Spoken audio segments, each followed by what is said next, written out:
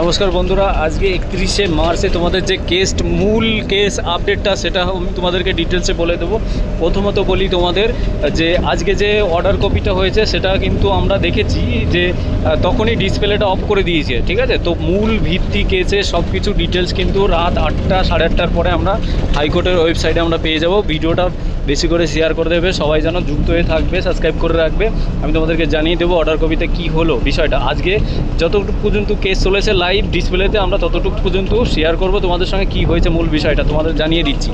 আর প্রথমত যেহেতু কল্যাণবাবু বলা শুরু করলেন, কল্যাণবাবু কেস সম্পর্কে বললেন তোমাদের যে হাইট মেজারমেন্ট নিয়ে যে একটা ছেলে সকালবেলা মাপলে যেমন হয় বা বিকালবেলা মাপলে অন্যরকম হয়। তারপরেও যেটা বললো যে same recruitment board, same measurement matching, same সব কিছু, কী করে একটা জিনিসে একটা মেয়ের এরকম হয়, ঠিক আছে। এটা বললে জজ সাহেবও শোনার পরে জজ সাহেবও সেম জিনিস বললো। এবার সেম জিনিস বলার পরে তারপরে তোমার ফেলের যে উকিল ছিল সেই উকিলকে বললো যে হ্যাঁ এটার কি হয়, তোমার কাছে কি এলিগেশন আছে বা তোমার কাছে কি নথিভুক্ত আছে যে তুমি দেখাও, তার জন্য তুমি চাইছো রিমেজারমেন্টের জন্য। ফেল উকিল রিমেজারমেন্ট চেয়েছিল।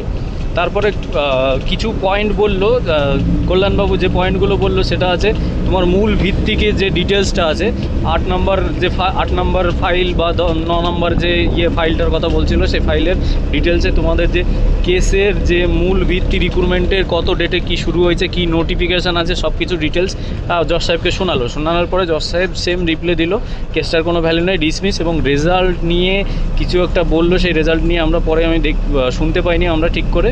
তো সেটা আমরা আজকে যে অর্ডার কপি আছে, অর্ডার কপিটা কিন্তু রাত 8টা সাড়ে 8টার পরে পাওয়া যাবে। তোমরা কিন্তু অ্যাক্টিভ থেকো, আমি অবশ্যই জানিয়ে দেবো। আজকে কিন্তু খুবই ভাইটাল দিন ছিল এবং কেসটা কিন্তু ডিসমিস হয়ে গেছে অলরেডি, ঠিক আছে। আজকেরটার কোনো ডেট দেয়নি। নেক্সট সিভিকের যে হোমগার্ডের যে কেসটা ছিল সেটার ডেট কিন্তু করেছে 24শে এপ্রিল, ঠিক আছে। 24শে এপ্রিল ডেট করেছে, সেই ডেটে সিভিকের বিষয়টা উঠবে। আর এটার আমিনা খাতুন যেটা আছে এটা কিন্তু ডিসমিস হয়ে গেছে, ঠিক আছে অলরেডি।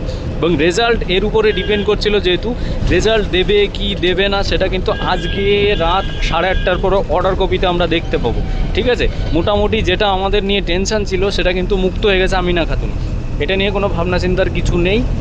এবার লাস্ট কিন্তু আমরা রাত 8টা সাড়ে 8টার পরে কী অর্ডার আছে সেই অর্ডার কপি বেসিকে আমরা কিন্তু দেখব। মোটামুটি সবাই দেখে নিয়েছো কেসটা, সবাই বুঝে গেছো কী হয়েছে না হয়েছে।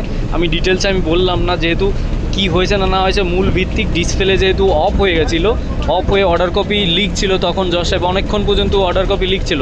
জাজমেন্টের বিষয়েও থাকতে পারে, কী বিষয়ে কী ভিত্তিক, রেজাল্টের ভিত্তিক, সব কিন্তু ওটার ভিত্তিকে। সেই জন্য আমি তোমাদেরকে এখন কিছু বললাম না। মোটামুটি কেসটা কিন্তু ডিসমিস হয়ে গেছে আমিনা খাতুন, এটা ধরে রাখো সবসময়। আর টেনশনের কিছু নেই, এই একটাই টেনশন ছিল। তো ভালো লাগলে পরে একটু সাবস্ক্রাইব করে দিও। রাত 8টার পরে আমি আবার আসছি তোমাদের অর্ডার কপি নিয়ে, কী বলেছে না বলেছে সব তথ্য কিন্তু তোমাদেরকে আমি জানিয়ে দেবো।